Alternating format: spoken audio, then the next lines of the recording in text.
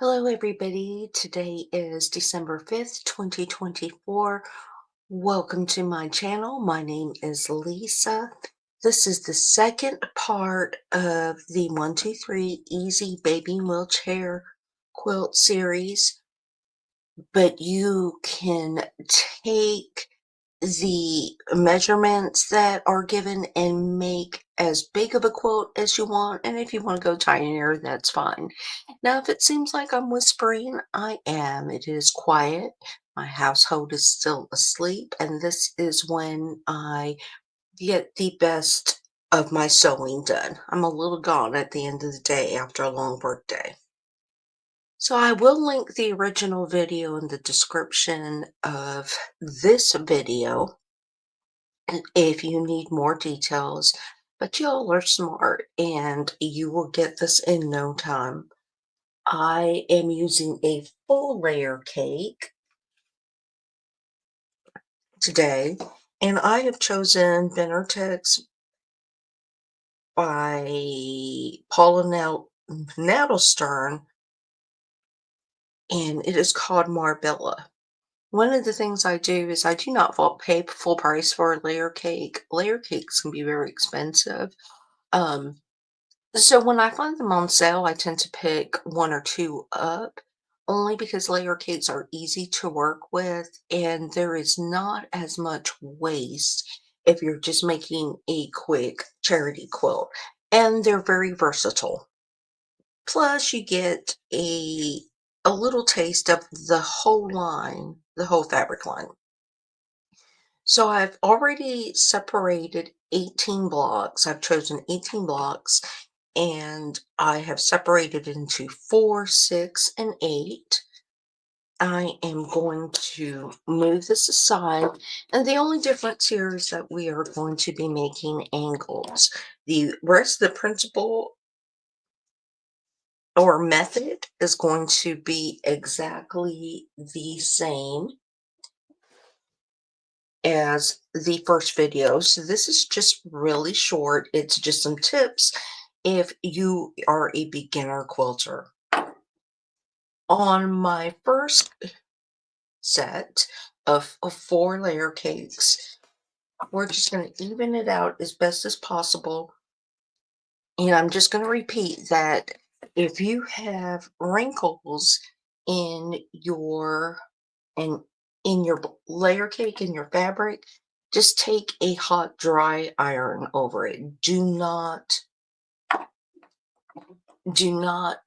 starch it because it will distort your fabric a little. It will shrink it up and it makes it a little harder, especially for our last set of blocks that we're going to cut. We want as much room as possible, as much available. So the first thing we're going to do is we are going to make half square triangles. Really simple.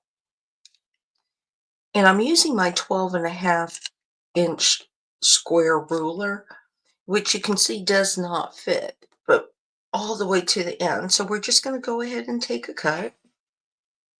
And with my rotary cutter still on the fabric, I'm just going to kind of shimmy it up to get it to that angle that I want. And I normally cut standing up, so this is a little difficult angle for me to cut.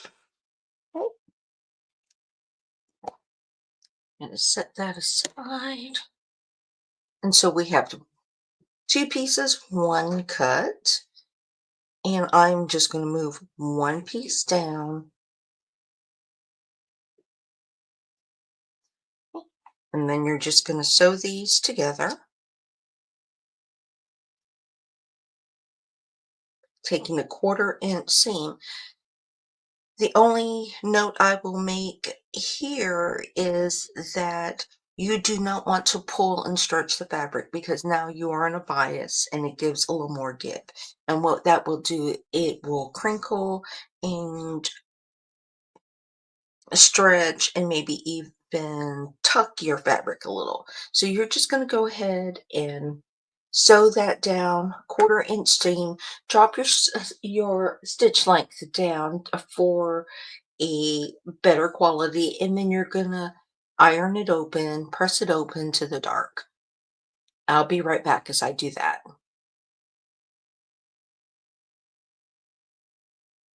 I have pressed out my blocks and I have 4 half square triangles that I am just going to set to the side, and then I am going to grab B. Again, I have 6 different 10-inch squares for my layer cake. I'm just trying to get that all straightened up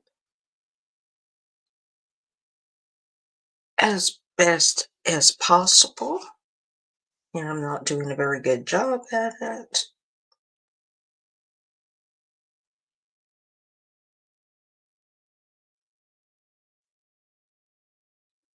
So, and I'm going to cut through all of the 6 layers. I feel comfortable doing that. If it's not quite even, that's okay. When we do our final squaring up, it will work out fine. So I'm doing my next cut. We're going to cut in half like a half square triangle. This will be our first cut.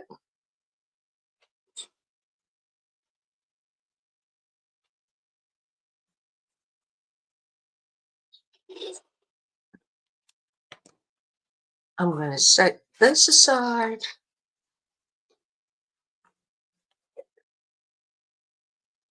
and then I'm simply just going to cut this in half. I'm going to line it up with my line.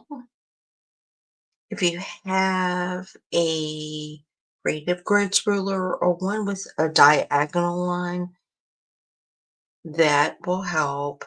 And you should be roughly on the 7-inch, maybe a little bit more. And you're just going to cut that in half, and that's your second cut. Put that back together. We are going to move 1 block down. Look at that olive green. We're going to pull 1, 2 up.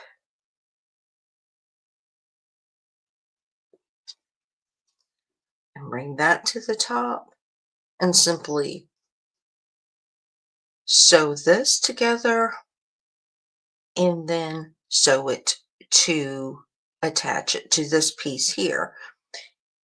If you're a beginner quilter, go ahead and line it up and start from your flat or your squared angle. Again, don't stretch the fabric, but if you start from there, your feed will be better, and you have a less chance of your sewing machine eating up that corner. If you are having a problem, just use a leader and an ender, and that will help in that process. So I'm going to go ahead and do this, and I'm going to press the whole block out.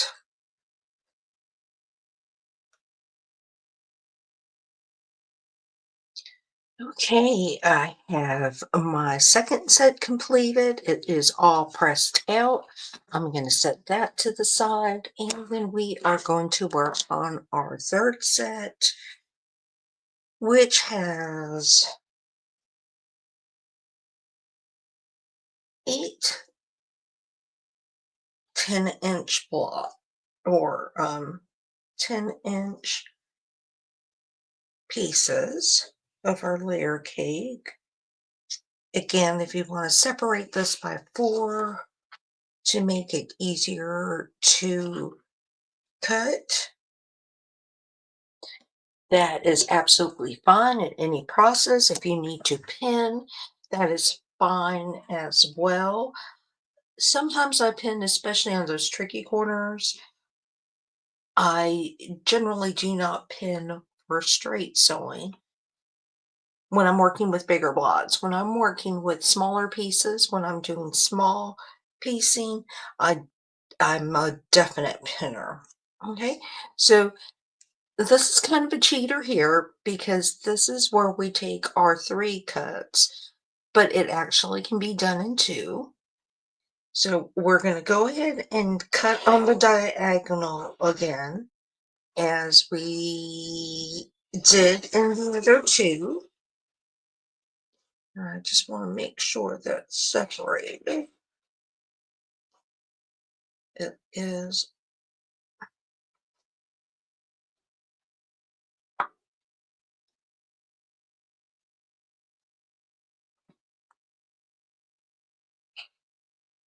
It is a little thicker.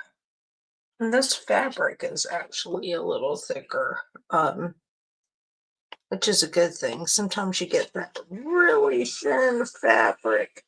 So I'm just going to take that cut. There we go. Okay.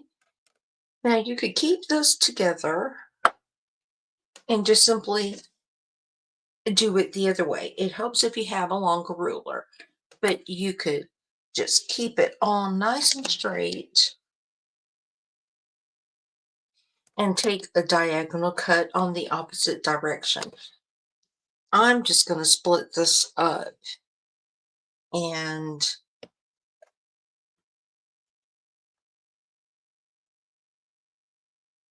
make 2 sets of these. So I'm roughly finding that 7 inch.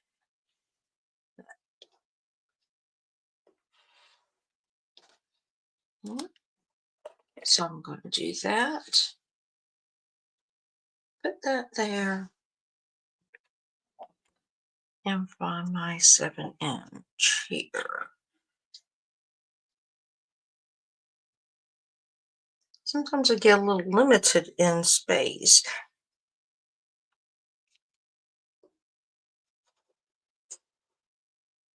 And again, I normally cut standing up, which just helps a little.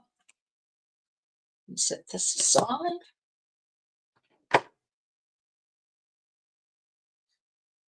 And put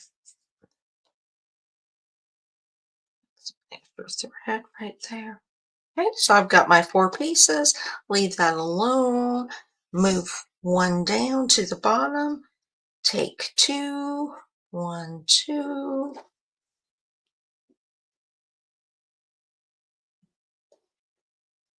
And 1, 2, 3. Oh, that dark purple is going to be on the top.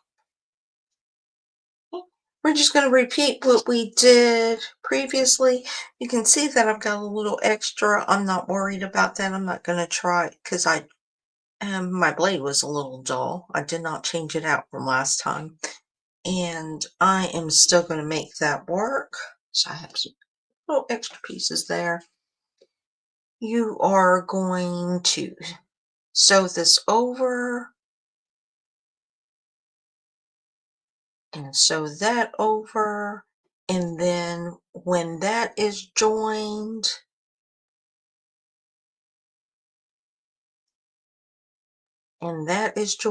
you're going to connect the 2 sections. So let's go ahead and do that now.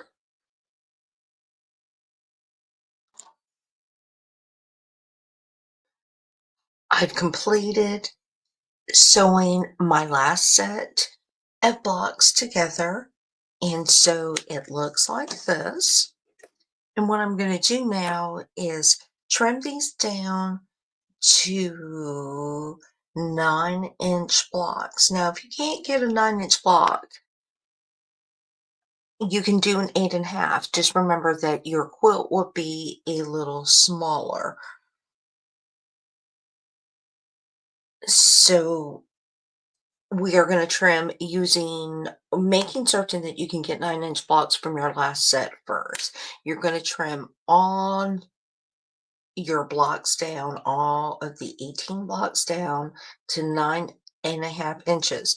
because you're working on an angle, if you need to find the center, it would be your 4.5 line. And what I've done is I've just taken a Sharpie marker, marked the center of the 4.5, so I can kind of use that as a guide to square it up. And if I can find, oh, there it is. And then you are just going to square it up to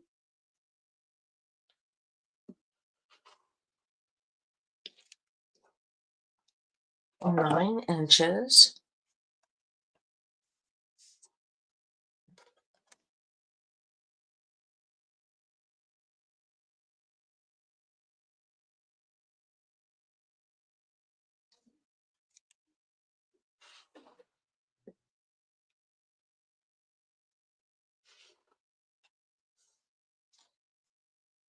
Remember, you are not going to use two.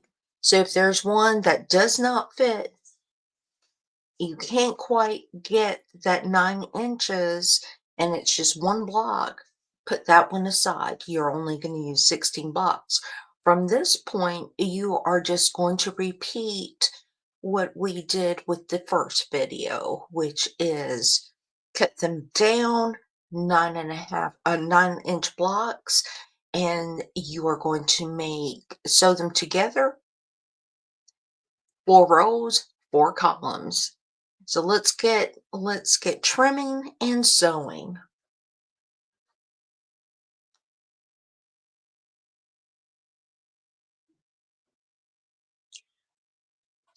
I am back, and oof, what a task.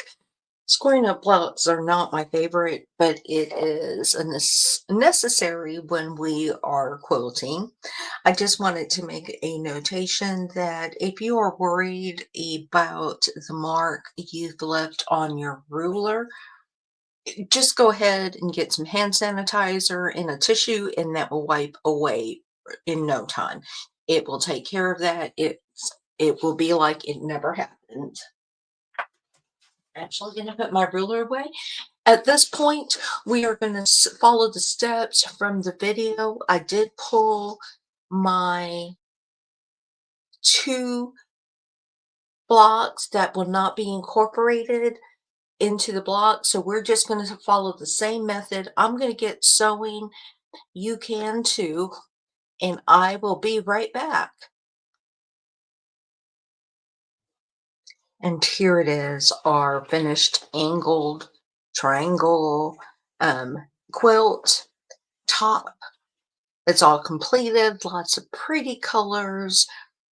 It's very forgiving, so if your points do not match up, that is absolutely okay.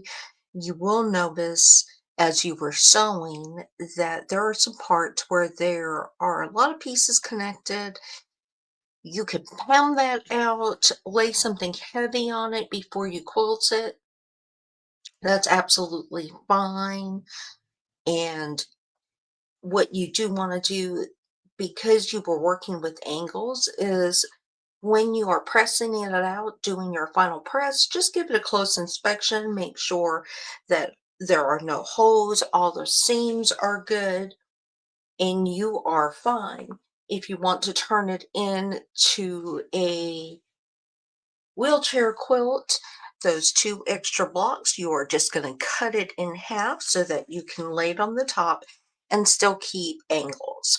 You would get 4, which would keep in line with your theme. So you're just going to cut it in half by 4.5 inches.